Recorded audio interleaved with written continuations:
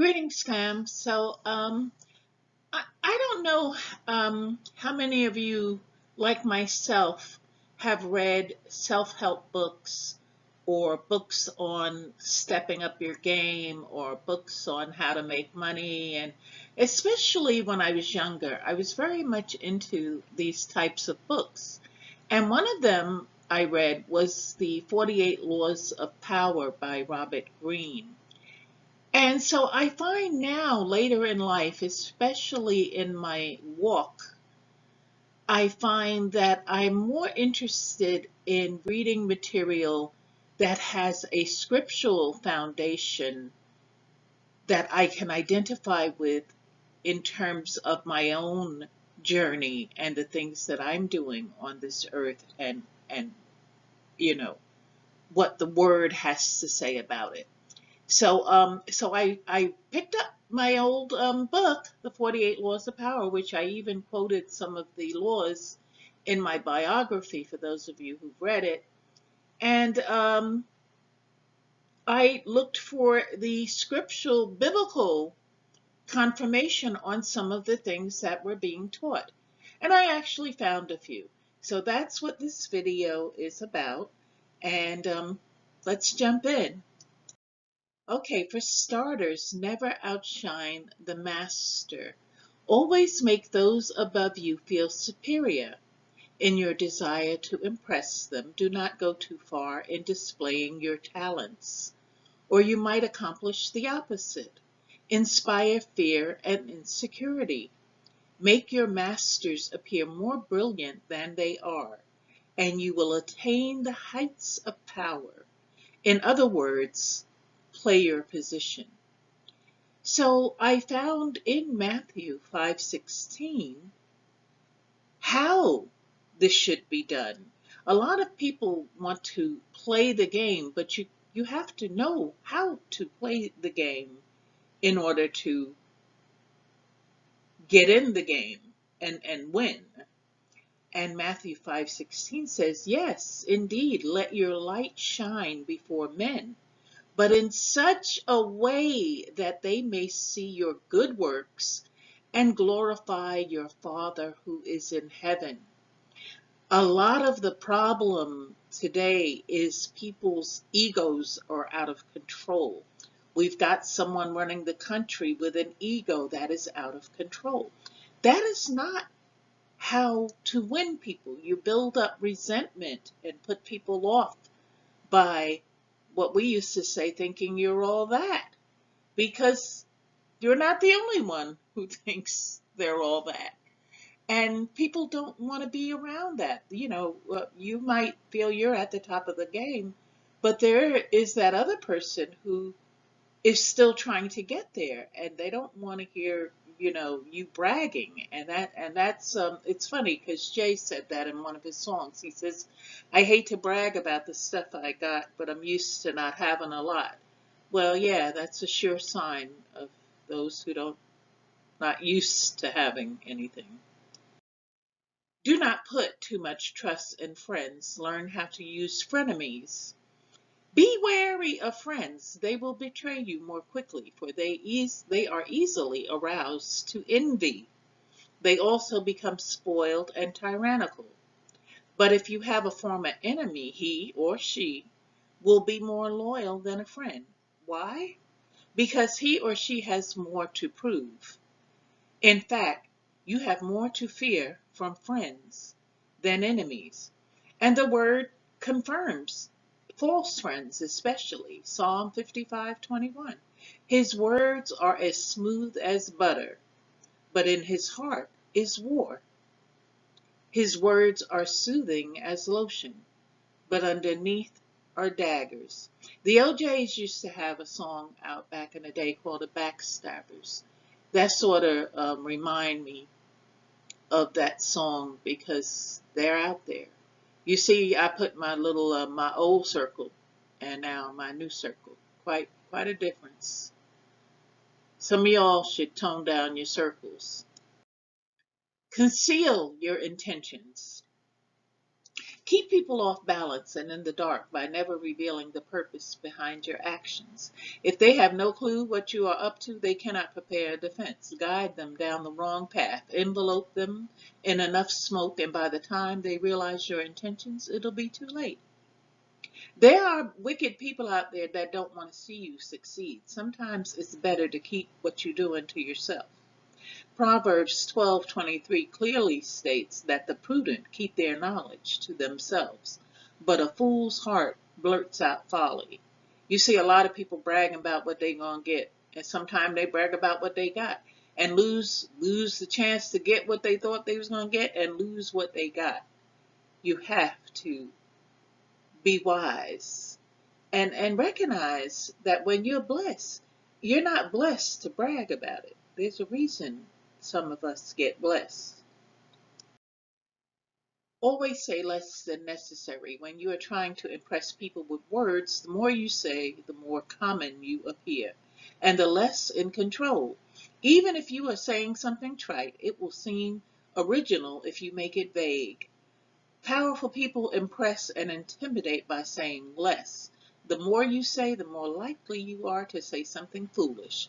It is better to be quiet and let people think you are a fool than to open your mouth and remove all doubt. And Proverbs 17:28 confirms, even a fool who keeps silent is considered wise. When he closes his lips, he is deemed intelligent.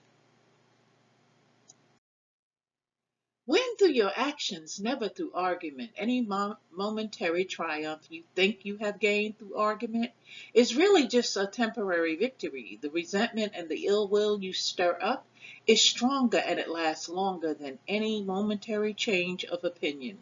It is much more powerful to get others to agree with you through your actions without saying a word.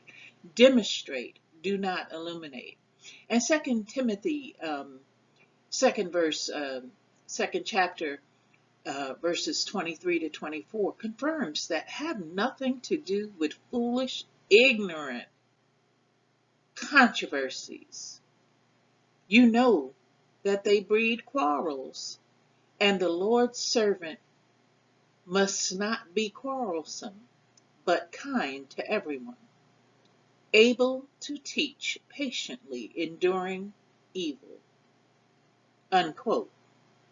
Like Duval says, I ain't going back and forth with you. Okay, y'all already know. Avoid the unhappy and the unfortunate.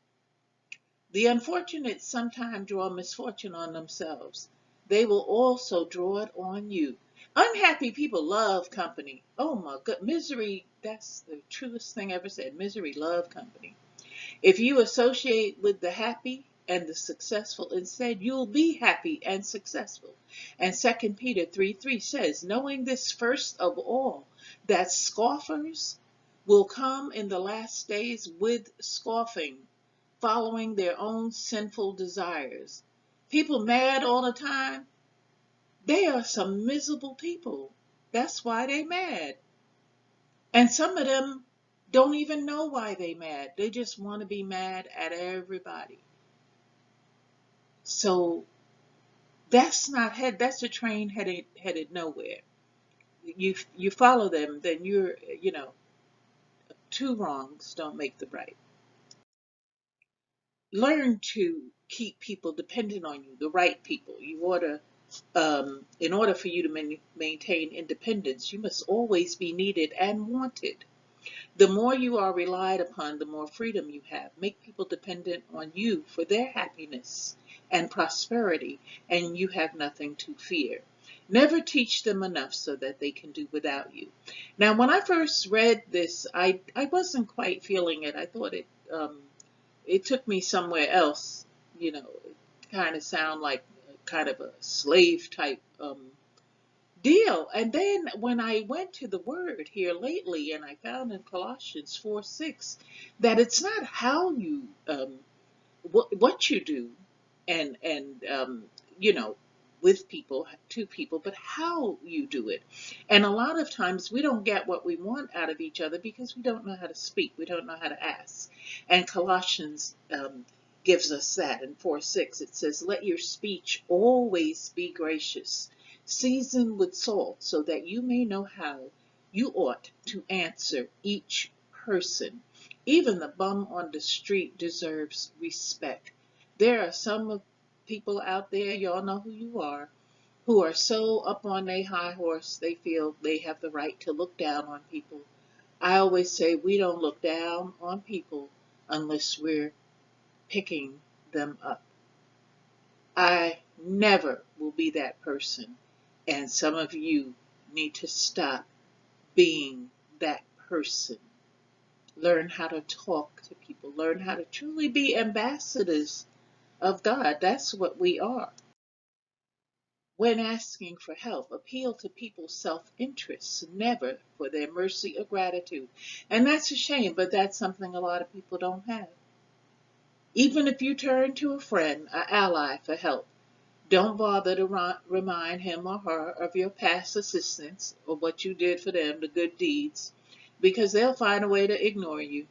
Instead, uncover something in your request or in your alliance with the person that will benefit them. People always like when there is something for them. How many of y'all run to the stores when they say buy one, get one free? That's like ringing the dinner bell. And emphasize it all out of proportion, whatever it is that you're going to give this person in return. And they will respond enthusiastically when they see something to be gained for themselves. And Matthew 7:7 says, ask, and it will be given to you. Seek, and you will find it. Knock, and it will be open to you. So you have to do the combination of all of those things. Sometimes just the asking is not enough. We have to, think about, well, what is it that we're willing to part with to get what we want? And that's the question that I ask a lot of you who are still in the industry and who are appealing to get in the industry. What will you part with to get what you want?